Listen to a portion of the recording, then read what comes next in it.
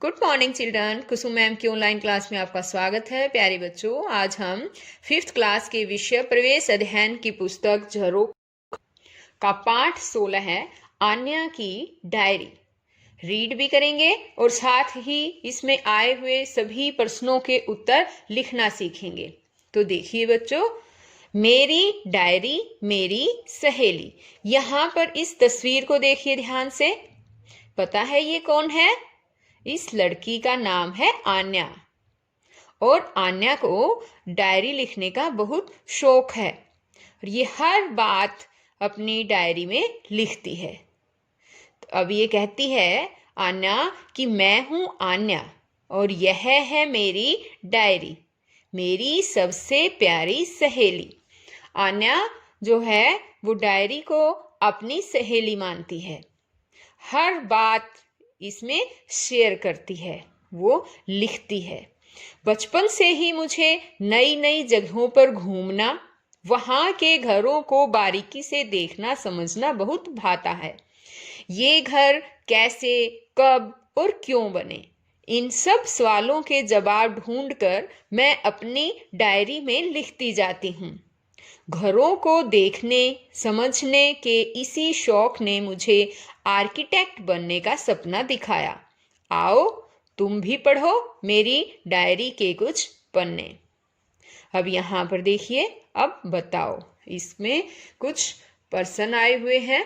देखिए, जब तुम किसी जगह पर घूमने जाते हो तो तुम्हें वहां क्या क्या देखना अच्छा लगता है? बताओ बच्चों, ये बात आपको बतानी है कि जब तुम कहीं जाते हो तो तुम्हें वहां का क्या क्या देखना अच्छा लगता है।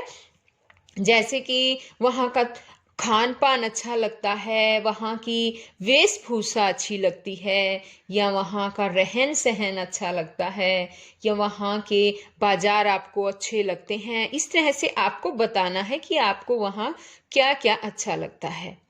आगे क्वेश्चन है कि तुम्हारे मन में उस जगह से संबंधित किस तरह के प्रश्न उठते हैं। तो इसमें आपको खुद बताना है कि किस तरह के प्रश्न आपके मन में उठते हैं। यानी कि जैसे तुम वहाँ के लोगों के जीवन के बारे में सोचते हो या उनकी तुलना अपने गांव या शहर के लोगों के जीवन के साथ करते हो। ठीक है, तो इसमें ये सब आएगा। आगे क्वेश्चन है, क्या तुम अपने अनुभवों को कहीं लिखते हो? तो बच्चों, अगर तुम कहीं अपने अनुभवों को लिखते हो, जैसे कि आन्या एक डायरी बना रखी है आन्या ने, उसी तरह से आपने भी अगर कुछ ऐसा बना रखा है किसी डायरी में या किसी कॉपी में लिखते हो तो आप यहाँ लिख सकते हैं हाँ। अगर आप अपने अनुभवों को कहीं लिखते नहीं हो तो आपको लिखना है नहीं। अब आगे देखो, 16 मार्च 2010 मौसिनराम मेघालय, उसकी डायरी में लिखा हुआ है 16 मार्च 2010 तारीख को मौसिनराम मेघालय के बारे में। अब वो हमें बताएगी कि आज सुबह से ही कितनी तेज वर्षा हो रही है। यह तेज हवा की आवाज लगता है मुझे बहरा कर देगी। अब एक बार यहाँ पर भी ध्यान दो बच्चों, यह भी जानो, विश्व में सबसे अधिक वर्षा मौसिनराम में होती है। तो बच्चों, ये जो है जीके का यानी कि जनरल नॉलेज का क्वेश्चन है। ये अधिकतर टेस्ट वगैरह में जरूर आता है कि पूरे संसार में सबसे ज्यादा वर्षा होने वाला स्थान, जहां सबसे ज्यादा वर्षा होती है वो स्थान बताएं। तो वो स्थान है बच्चों मौसिनराम, या मौसिनराम भी बोल देते हैं इसको। ठीक है ना, आपको ये याद करना है। यहाँ की औसत वार्षिक वर्षा यानी एक वर्ष में होने वाली वर्षा लगभग 11,873 मिलीमीटर होती है। ठीक है, अब आगे देखो। अब समझ में आया कि यहाँ के घर जमीन से थोड़ा ऊपर क्यों बनाए जाते हैं। अगर ये घर भी हमारे घरों की तरह होते तो अब तक ये पानी और बरसाती कीड़ों से भर जाते। यहाँ के घरों की छतें भी कुछ अलग ही है। ऐसा लगता है मानो किसी ने नाव उल्टी करके रख दी हो। वैसे ये छतें बनी तो लकड़ी और बांस से ही है, जो यहाँ आसानी से मिल जाते हैं। अब ये देखो, एक बार तस्वीर को ध्यान से देखो बच्चों। ये देखो, यहाँ के घर के बारे में बताया गया है। देखो यहाँ पर ये नीचे दिखाई दे रही है ना, नीचे देखो एक बार। इतने यहाँ से थोड़ा ऊपर बना रखा है, नीचे इन्होंने पिलर लगा रखे हैं और इन पिलर के ऊपर अपना घर बना रखा है, क्योंकि यहाँ हर रोज बारिश होती है और बारिश से पानी से बचने के लिए और बारिश में पैदा होने वाले कीड़े इनके घरों में ना जाए, इसलिए ये जमीन से इतनी ऊंचाई पर अपना घर बनाते हैं। अब देखो आगे है, पूरे घर में बस एक ही पोंसाई यानी कि रोशनदान नुमा खिड़की है और आमने सामने है 2 दरवाजे। शायद तेज हवा, बारिश और भूकंप से बचने के लिए घर के ऊपर घास फूस और बांस की एक और छत बनी हुई दिखती है। अब यहाँ देखो, इसमें भी कुछ क्वेश्चन आए हैं, पता करो और लिखो। इसमें है कि क्या बारिश के मौसम में तुम्हें अपने आसपास कुछ अलग तरह के कीड़े दिखाई देते हैं जो गर्मी या सर्दी में नहीं दिखते, और कौन कौन से? तो हाँ बच्चों, हमें बारिश में दिखाई देते हैं ना, अलग कीड़े दिखाई देते हैं जो हमें गर्मी सर्दी में दिखाई नहीं देते हैं। वो होते हैं केंचुए, जोंक और पतंगे। पतंगे भी होते हैं ना, पतंगों का पता है आपको, वो पंखों वाले जो कीड़े हैं और लाइट के चारों ओर मंडराते रहते हैं, शाम को आ जाते हैं ये, है ना। आगे क्वेश्चन है, तुम्हारे घर की छत किन चीजों से बनी है? तो बच्चों, हमारे घर की छत पर लेंटर है जो सीमेंट, रेत, बजरी व लोहे से बना है। और अगर आपकी छत में कुछ और मटेरियल लगा है तो आप लिख सकते हैं कि हमारे घर की छत जैसे मान लो लकड़ी वगैरह से बनी है, तो आपको वो लिख देना है, मिट्टी से है, लकड़ी से है, घास फूस से है, ठीक है। आगे है, अपने घर की छत व मौसिनराम के घरों की छत की तुलना करो। तो बच्चों, हमारे घर की छत समतल होती है, बिल्कुल प्लेन, है ना, जबकि मौसिनराम के घर की छतें ढलान वाली होती है। आ गया समझ में? ढलान वाली, ये देखना, ये देखो, जिस तरह से ऐसे, ठीक है। अब आगे है कि अत्यधिक वर्षा वाले क्षेत्रों में घर जमीन से थोड़ा ऊपर क्यों बनाए जाते हैं? क्योंकि घरों में वर्षा का पानी या वर्षा ऋतु में पैदा होने वाले कीड़े प्रवेश ना कर जाएं, इसलिए जो है अत्यधिक वर्षा वाले क्षेत्रों में घर जमीन से थोड़ा ऊपर बनाए जाते हैं। आगे है, चर्चा करो। ये क्वेश्चन बच्चों चर्चा करने के लिए है, यहाँ समझने के लिए है। तो देखिए, मौसिनराम के घरों में दरवाजे आमने सामने क्यों बनाए जाते होंगे? आमने सामने दरवाजे क्यों बनाए जाते हैं पता है? ताकि तेज हवा का आवागमन सरलता से हो सके, ठीक। आगे है, खिड़कियां ना होने से क्या फायदा होता होगा? तो बच्चों, खिड़कियां ना होने से घरों के अंदर वर्षा के पानी की बौछारों का प्रवेश नहीं होता होगा। अब मान लो उनके घरों में इस तरह से खिड़कियां हो और हर रोज ही वहां तो बारिश होती है ना, तो हो सकता है कि बारिश जो है वो खिड़की के माध्यम से उनके कमरे में, घर में प्रवेश कर जाए, तो इसलिए वहां पर खिड़कियां नहीं लगाते वो। आगे है, जून 2011 है, गांव चीमा चूरू, राजस्थान। ये मौसिनराम वाली बात मार्च में थी, अब वो जून में 2011 में गांव चीमा चूरू, राजस्थान में है ये, वहां की बारे में अपनी डायरी में पढ़ रही है।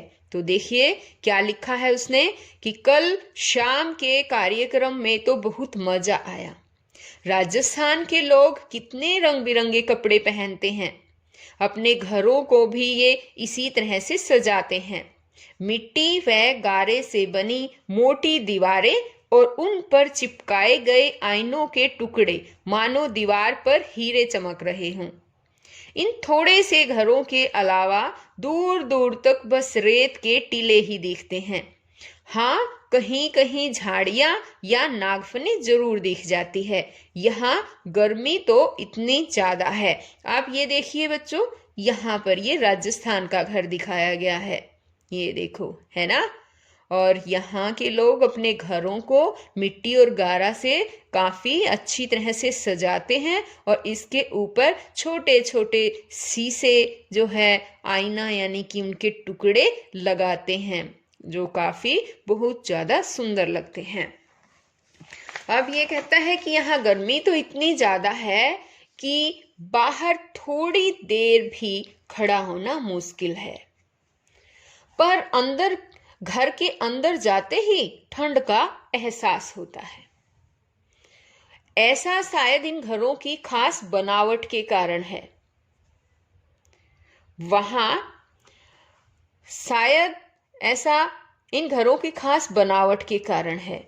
यहाँ मेरी बुआ के घर में भूमिगत पानी का एक टांका भी बना है। यह टांका बारिश के पानी को सहेजता है और गर्मियों में घर को ठंडा भी रखता है।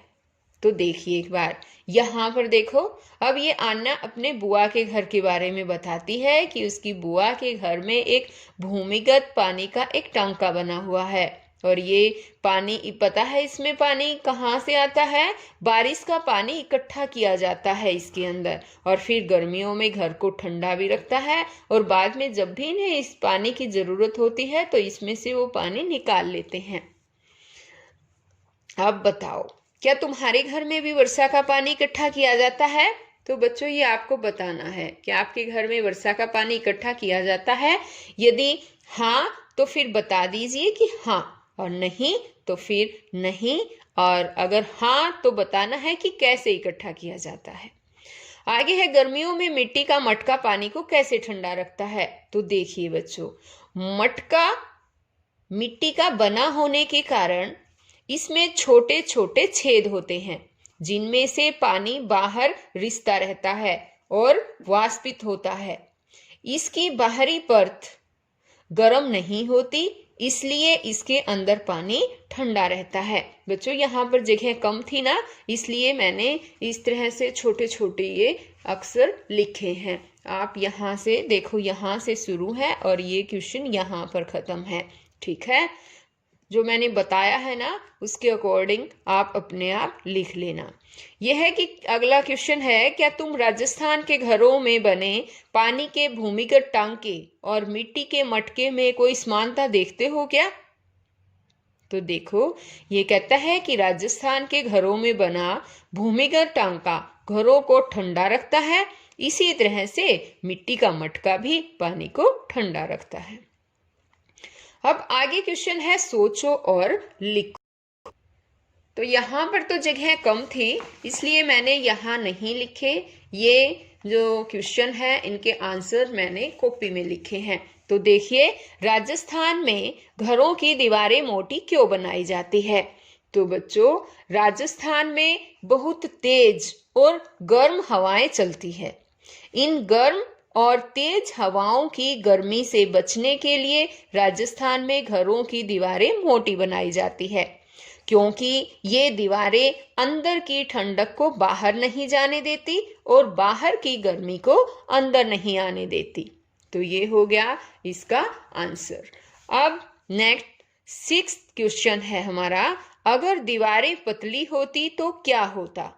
तो बच्चों, अगर राजस्थान के घरों की दीवारें पतली होती तो गर्म हवाओं के प्रभाव से मकान इतने अधिक गर्म हो जाते कि उनमें रह पाना कठिन हो जाता। लोग उन घरों में रह ही नहीं पाते। इसीलिए राजस्थान में मोटे मोटे जो है घरों की दीवारें जो हो मोटी मोटी बनाई जाती है। आगे है 6th क्वेश्चन, राजस्थान में हरियाली कम क्यों होती है?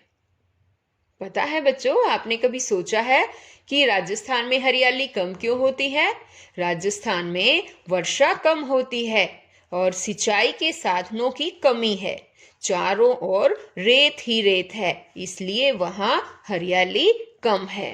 तो ये तो थे इसके क्वेश्चन आंसर। अब आगे है, ऐसा करो। तो अब इसमें देखिए, यहाँ पर है कि भारत के नक्शे में राजस्थान को पहचानो। तो यहाँ पर देखिए बच्चों, ये हमारे देश भारत का मानचित्र है और इसमें हमें राजस्थान के बारे में बताना है कि राजस्थान कहाँ पर है। तो देखिए, ये है राजस्थान, यहाँ पर आ गया समझ में, ये राजस्थान है। और यहाँ पर ये है हरियाणा और ये है दिल्ली, आ गया समझ में। और ये यहाँ पर राजस्थान है। तो सभी बच्चे इसे जरूर याद करें कि राजस्थान कहाँ पर है। ये देखो, ये सारा यहाँ से यहाँ तक ये राजस्थान है। तो बच्चों, इस वीडियो में यहीं तक। आगे नेक्स्ट मेरी अगली वीडियो में मैं आपको इससे आगे के पेजेस अच्छी तरह से समझाऊंगी।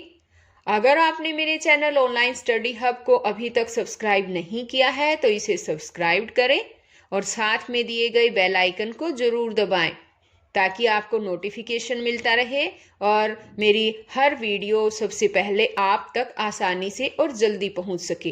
तो बच्चों, फिर मिलते हैं नेक्स्ट वीडियो में। तब तक के लिए बाय।